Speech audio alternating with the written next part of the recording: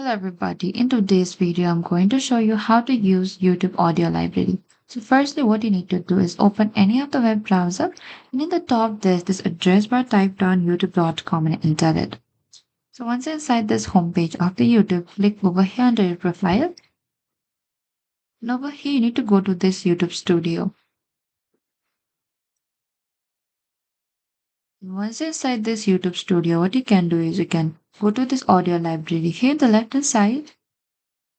And under this audio library, what you can do is you can browse all of this music here. So as I'm going to select one of the music here, you can play the music. And over here, you can also check for this YouTube audio library license. So you can use this audio track in any of your videos. You can also download it here beside it. And that is it. This is how you can use a YouTube audio library. Thank you for watching this video. I hope this video was helpful.